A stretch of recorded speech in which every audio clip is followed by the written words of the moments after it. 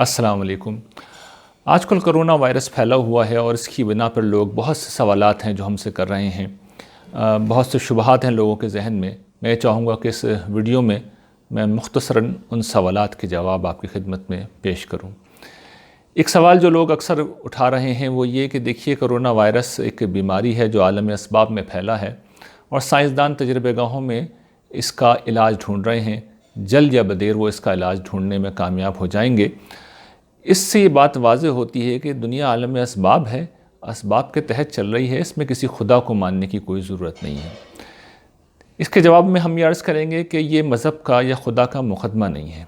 دیکھیے، اللہ تعالیٰ اس دنیا کا نظام اگر چلا رہے ہیں تو وہ اسباب کے ذریعے ہی سے چلا رہے ہیں۔ قرآن مجید نے اپنے آغاز پر اپنا جو مقدمہ انسانیت کے سامنے رکھا ہے، ایمان کی جو بنیادی شرط انہوں نے انسانیت کے سامنے رکھی ہے، وہ یہ ہے کہ لوگ غیب میں رہ کر ایمان لائیں۔ یعنی انہوں نے اپنے اور مخلوق کے درمیان جو پردہ حائل کر رکھا ہے وہ اسباب کا پردہ ہے، اور اس بنا پر اللہ تعالیٰ جو کچھ بھی کرتے ہیں وہ ہمیں محسوس ہوتا ہے کہ گویا اسباب ہیں جو حرکت میں آ رہے ہیں۔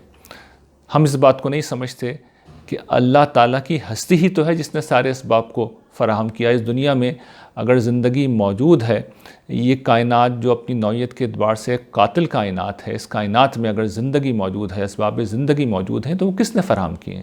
وہ اللہ تعالیٰ نے فراہم کیے ہیں۔ چنانچہ اگر سائنس موجود ہے، سائنسی ترقی اگر ہو رہی ہے، تو یہ بھی عالم اسباب میں اللہ ہی کی مہربانی ہے۔ سائنس کو اللہ کی نعمت سمجھیں گے تو شکر گزاری پیدا ہوگی، اور اگر اس کے برعکس ہم اسباب میں الجھ کے رہ جائیں گے تو سرکشی وجود میں آئے گی اور ہم اپنے رب کے نافرمان بن جائیں گے۔ تو یہ بات سمجھ لینے چاہیے کہ اگر کچھ چیزیں اسباب کے تحت ہوتی ہیں تو اس سے خدا کا نہ ہونا لازم نہیں آ جاتا، بلکہ جو سوال پہلے اشیاء کے بارے میں پیدا ہو رہا تھا وہی سوال اب اسباب کے بارے میں پیدا ہو جائے گا۔ اور ظاہر ہے کہ ہم یہ جانتے ہیں کہ اسباب خود بخود نہیں ہوتے، اللہ تعالیٰ کی ہستی ہی ہے جو اسباب کو فراہم کرتی ہے۔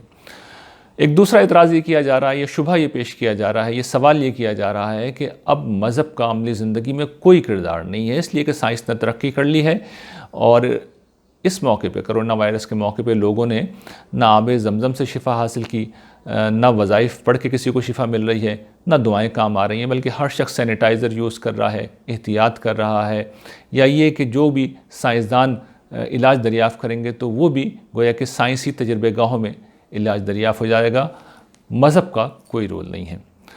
ہم یہ عرض کریں گے کہ ایک دفعہ پھر مذہب کے مقدمے کو آپ غلط سمجھ رہے ہیں۔ مذہب کا یہ مقدمہ ہی نہیں ہے کہ قرآن مجید اس دنیا میں لوگوں کی بیماریوں کی شفا ہے۔ قرآن مجید لوگوں کے دلوں کے اندر جو امراض ہیں ان کی شفا ہے۔ قرآن نے اپنے بارے میں کہا ہے کہ شفاء لما فی الصدور، کہ سینے کے اندر جو امراض ہیں، حسد ہے، تکبر ہے، کبر ہے، تعصب ہے، ظلم ہے، اس طرح کی جو اخلاقی خرابیاں ہیں، ہمارا دین ہمیں ان بیماریوں سے نکالنے کے لیے آیا ہے، نہ کہ دنیا کی بیماریوں سے نکالنے کے لیے۔ دنیا کی بیماریوں کے لیے تو اللہ تعالیٰ نے ہمیں عقل دی ہے، ہم اس عقل کو استعمال کر کے بیماریوں کا علاج ڈھونڈیں گے اور اپنی زندگی کو بہتر بنائیں گے، اپنے رب سے دعا بھی کریں گے، اس لیے کہ وہی ہے، جیسا کہ میں نے پہلے عرض کیا، کہ جو اسباب فراہم کرتا ہے ہماری کوشش کو وہی برابر کرتا ہے۔ تو دعا بھی کریں گے، لیکن اصل میدان ہمارے لیے کیا ہے؟ اپنی عقل کو استعمال کرنے کا ہے۔ مذہب کا میدان دوسرا میدان ہے۔ ایک سوال یہ کیا جا رہا ہے کہ اس طرح کی ہولناک بیماریاں آتی ہی کیوں ہیں؟ یعنی اللہ تعالیٰ کی اس میں کیا حکمت ہے کہ اتنے لوگ مر رہے ہیں، اتنے لوگ پریشانیوں کا شکار ہیں، اتنا معیشت کا نقصان ہو رہا ہے؟ دیکھیے، اللہ تعالیٰ کی طرف سے جو بھی ہوتا ہے خیر ہی ہوتا ہے۔ اس طرح کی بیماریاں ہی ہیں جو انسانوں کو آمادہ عمل کرتے ہیں، ہم اپنی صلاحیتوں کو استعمال کرتے ہیں، اور اس کے نتیجے میں ہم آخرکار ان بیماریوں کا علاج ڈھونڈنے میں کامیاب ہو جاتے ہیں۔ تو ایک طرف مصائب ہمیں بہتر بناتے ہیں، دنیا کی زندگی کو بہتر بناتے ہیں، اور دوسری اور زیادہ اہم حکمت یہ ہے کہ جن امراض کا میں نے پہلے ذکر کیا تھا، یہ امراض ایک روز ہمیں بہت مشکل میں ڈالیں گے، اور وہ موت کے بعد کی زندگی ہے۔ یہ امراض ہمیں جہنم میں پہنچا دیں گے، اور انبیاء علیہ السلام اسی لیے تشریف لاتے ہیں کہ وہ ہمیں ان امراض کی طرف متوجہ کریں، لیکن ہم نہیں ہوتے۔ وہ ہمیں بتاتے ہیں کہ موت کا مسئلہ بہت بڑا مسئلہ ہے، ہم ان کی بات نہیں سنتے۔ وہ ہمیں خدا کی جہنم کے بارے میں خبردار کرتے ہیں، ہم توجہ نہیں دیتے۔ وہ یہ بتاتے ہیں کہ جنت کی زندگی جو عافیت و نعمت کی جگہ ہے وہ ہمارے ہاتھ سے نکل رہی ہے، ان امراض میں مبتلا ہونے کی بنا پر ہم ان کی بات کو قابل توجہ نہیں سمجھتے۔ تو جب اس طرح کی ہولناک وبائیں سامنے آتی ہیں تو ہر شخص موت کے بارے میں حساس ہو جاتا ہے۔ انسان عام حالات میں موت کو بھول کر جیتا ہے، لیکن اس طرح کی بیماریوں کے زمانے میں انسان الرٹ ہو جاتے ہیں، ان کے اندر سنجیدگی پیدا ہو جاتی ہے، اور یہی وہ موقع ہے جب اللہ تعالیٰ کے انبیاء کا انذار ہمیں یاد آتا ہے کہ اس سے بڑے خطرے سے وہ ہمیں آگاہ کر رہے ہیں۔ وہ تو ہمیں جنت کے بارے میں بتا رہے ہیں، جہنم کی ہولناکیوں سے خبردار کر رہے ہیں، اور جہنم وہ جگہ ہے جہاں پر تکبر کرنے والے سرکش لوگ جب جائیں گے اور اپنے جرائم کی سزا بھگتیں گے تو موت ان کے لیے سب سے بڑی نعمت بن جائے گی، لیکن موت بھی وہاں پر نہیں آئے گی۔ اور ایک آخری سوال جو اکثر لوگ اٹھا رہے ہیں وہ یہ کہ اس موقع پر حرم میں طواف بھی بارہا متاثر ہوا۔ اسی طریقے سے سوال یہ کیا جا رہا ہے کہ خود اللہ تعالیٰ کی ہستی کے اپنے گھر کی حفاظت پر قادر نہیں ہے کہ وہاں پر نمازوں میں مسئلہ ہو رہا ہے، مسجد الحرام خالی ہو چکی ہے۔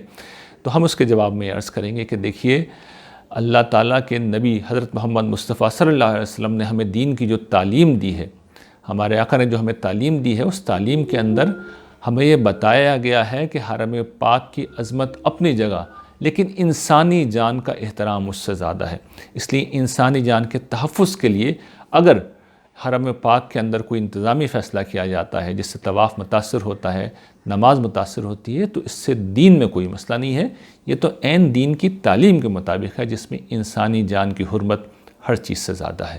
تو یہ بات اگر واضح ہے، اور اس طرح کی تمام چیزوں کے جوابات جو میں نے دیے ہیں اگر میں واضح کرنے میں کامیاب ہوا ہوں، تو ہمیں یہ سمجھ لینا چاہیے کہ ہمارا پروردگار، ہمارا رب، ہمارا مالک اس کائنات کا نظام چلا رہا ہے، اور اس طرح کی بیماریاں اگر آتی ہیں تو وہ اس لیے آتی ہیں کہ ہم اپنی زندگی کو بہتر بنائیں، ہم آخرت کی طرف متوجہ ہوں، ہم اپنے دلوں کے اندر جو امراض ہیں ان کو دور کرنے کی کوشش کریں، تاکہ کل قیامت کے بعد جو مسئلہ پیدا ہوگا اس مسئلے سے ہم بچ سکیں۔